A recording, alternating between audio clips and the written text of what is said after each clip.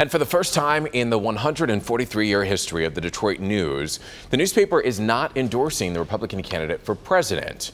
In a surprise move, the Detroit News is endorsing Libertarian candidate Gary Johnson.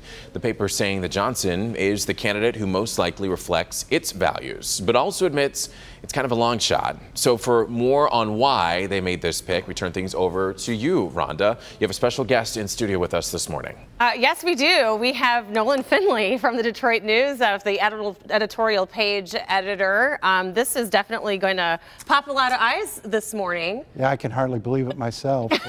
Well, help us understand, for this 143 years, you've always endorsed a Republican. Why aren't you endorsing Donald Trump? Well, you know, this is the 5th time I've directed the endorsement process, and you know, it is a very weighty process and a weighty decision, but we went through it the same way we always do.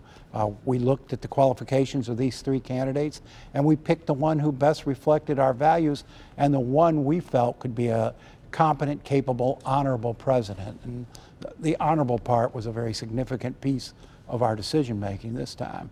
So in reading the article, you call Donald Trump dangerous, you know, just someone that you think would be bad for the country. Are you concerned at all by making a stand like this, endorsing Gary Johnson, that could have a reverse effect and maybe the outcome could actually be a benefit to Donald Trump? You know, those weren't the calculations we made. We looked at the candidates.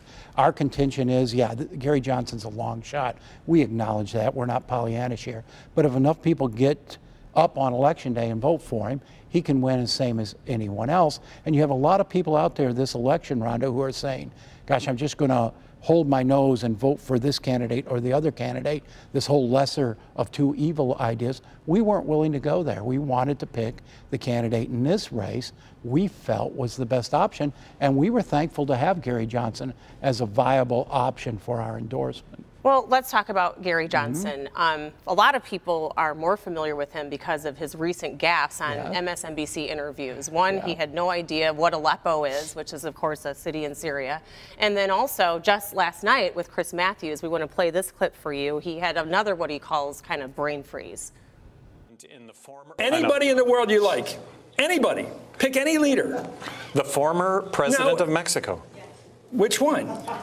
I'm having a brain. Well, name anybody.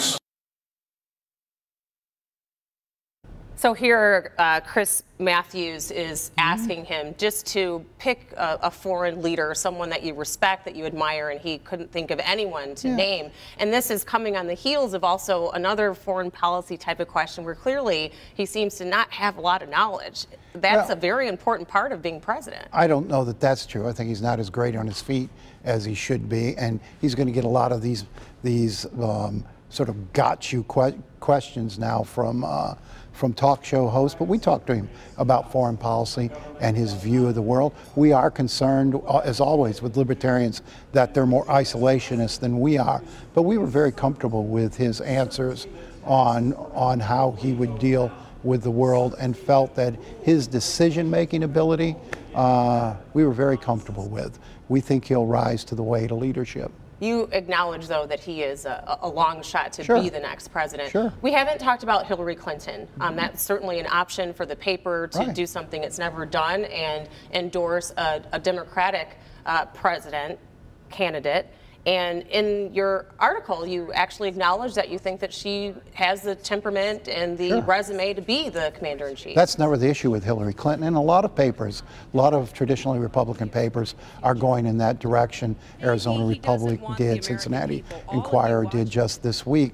But character matters to us. And there's just been too long a history of dishonesty, unethical conduct, cutting corners, self-serving politics. We just couldn't go there. So let's see how people are reacting so far this morning and learning that the Detroit News is endorsing Libertarian Gary Johnson. Here's some of the comments that we received. This is from Paul on our Facebook page. He says, past history shows third-party tickets never garner enough votes. Name one third-party candidate that has ever given the other two parties a run for their money. And we also hear from Adam on our Facebook page who says, not perfect, but light years better than the R or D candidates. So looks like you have some support there for the decision of the papers. I hope so. You know, I think a lot of people are in our position this election.